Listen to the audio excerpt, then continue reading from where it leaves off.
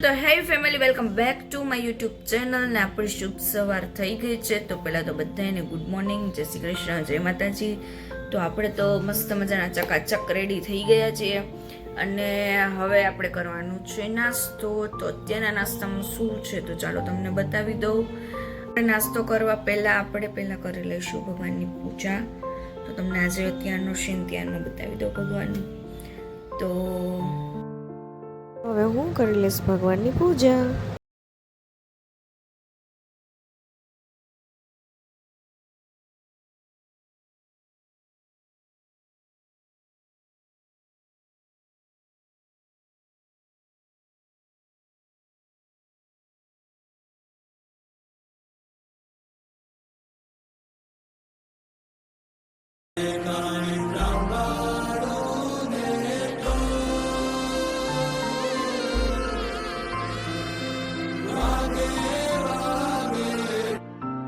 તો ફેમિલી, આપણે તો કરી લીધી પૂજા કમ્પ્લીટ અને હવે આપણે કરવાનો છે નાસ્તો. તો નાસ્તામાં તો એક સ્પેશિયલ છે વસ્તુ અને મને તો બહુ ભાવે. તમને ભાવતી હોય અને તમે જોઈ હોય તો કહેજો કે ક્યાંની ફેમસ આઈટમ છે. તો કમેન્ટમાં મને કહી શકો છો તમે કે ક્યાંની ફેમસ, કઈ જગ્યાની ફેમસ આઈટમ છે. તો ચાલો તમને બતાવી દઉં. તો આપણો મસ્ત મજાનો નાસ્તો થઈ ગયો છે રેડી ને આપણે નાસ્તામાં લીધી છે ભરેલી પૂરી.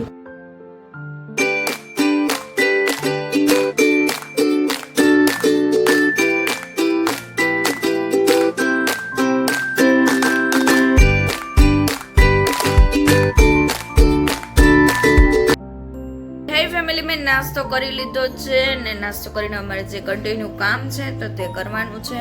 તો હું કન્ટિન્યુ કામ કરી લઉં, ફરી તમને પાછી મળું. વાગવામાં થયા છે 11 અને આપણું બધું જ કમ્પ્લીટ કામ પતી ગયું છે કે જે મારું રૂટીન ડેઈલી કામ કરું છું. આજે તો મારો વ્લોગ એડિટિંગ કરવાનો છે નહીં કેમ કે મેં ઓલરેડી કરી અને પોસ્ટ પણ કરી દીધો છે. આપણે આગળ ડાયરેક્ટ કિચનમાં. અહીંયા તો મસ્ત મજાની બાટી બની રહી છે.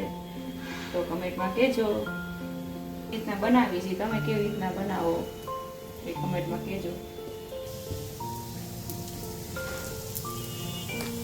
આપણે પહેલા નાખી દીધું છે ઘી.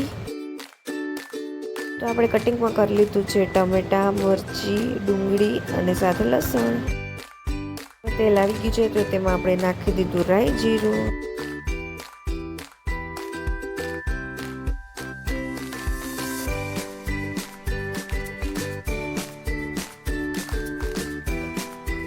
તો હવે એમાં નાખી દઈશું આપણે થોડીક લસણની પેસ્ટ. સાથે નાખી દીધું છે કટિંગ કરેલી ડુંગળી.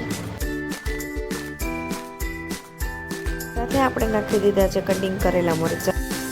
સાથે નાખી દીધો છે લીમડાના પાન. તેમાં નાખી દઈશું થોડીક હિંગ પાવડર. હવે જ્યાં સુધી ડુંગળીનો કલર બદામી ન થાય ત્યાં સુધી આપણે એને ચડવા દેસી અને સાથે નાખી દીધા છે ટામેટા. તો આપણે તો 5 દાળ મિક્સ કરીને બાફી નાખી હતી. સાથે ચટણીની પણ રેસીપી થાય છે તો તે પણ તમને કહી દઉં. તો આપણે લઈ લીધું છે ટામેટા, લસણ. એની સાથે આપણે લસણવાળી ચટણી પણ એડ કરી દઈશું અને એની સાથે આખું જીરું પણ નાખી દઈશું.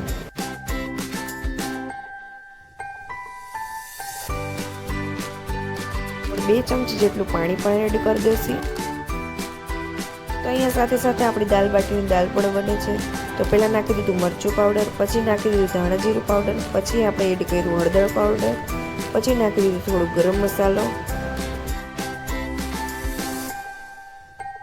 તો હવે થોડુંક આપણે મિક્સ કરી દઈશું. તો હવે આપણે નાખવાનું છે અંદર સ્વાદ અનુસાર મીઠું.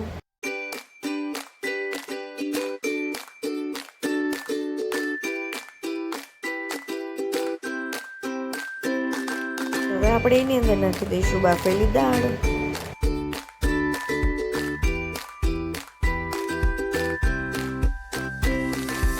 તો હવે આપણે એને મસ્ત મજાનું કરી દઈશું મિક્સ અને જ્યાં સુધી ઉકળે ને ત્યાં સુધી આપણે એને ચડવા દેવાની છે.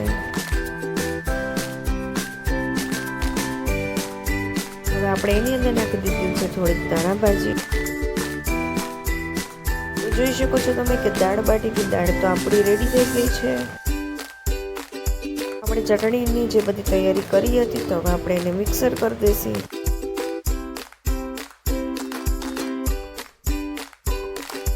હવે આપણે એને ચટણી બનાવવાની છે વઘારેલી, તો આપણે પહેલાં નાખી દીધું તેલ, એમાં થોડુંક એડ કરી દીધી હિંગ પાવડર. હવે એમાં નાખી દઈશું આપણે ચટણી જે આપણે મિક્સર કરી હતી એ. તો તમે જોઈ શકો છો કે દાલ બાટી સાથે આપણે ચટણી છે એ પણ રેડી થઈ ગઈ છે. તો હે ફેમિલી, હું થઈ ગઈ છું હાલ જ અત્યારના ફ્રી, અને હવે મારે થોડું ઘણું કામ બાકી છે તો તે હું પતાવી લઉં, ફરી પછી તમને મળું. તો ફેમિલી, વાગવામાં થયા છે 2 ને માથે 2. જમવાનું થઈ ગયું છે રેડી, અને જમવામાં શું છે તો ચાલો તમને બતાવી દઉં. આજે શનિવાર છે ને આજે અમારે થોડુંક સ્પેશિયલ છે તો તમને બતાવી દઉં. તો અહીંયા તો પપ્પા મસ્ત મજાનું ચૂરમું બનાવી રહ્યા છે.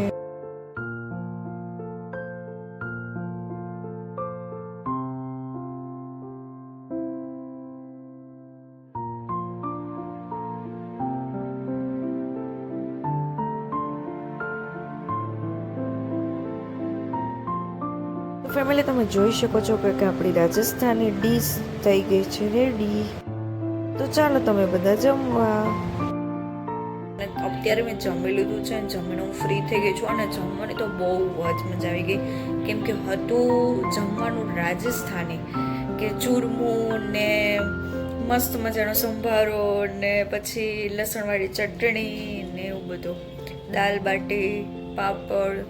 તો જમવાની તો બહુ જ મજા આવી ગઈ છે, અને અમારે દર શનિવારે થાય જ છે, એટલે તો જમવાની તો બહુ જ મજા આવી ગઈ છે. તો થોડીક વાર આરામ કરી લે, ફરી પાછા આપણે મળીએ.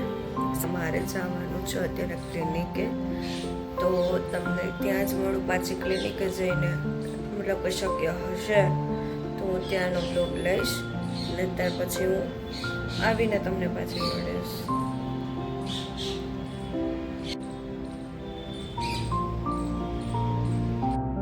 તો ફેમિલી, વાગવામાં થયા છે ત્યારે 9:47.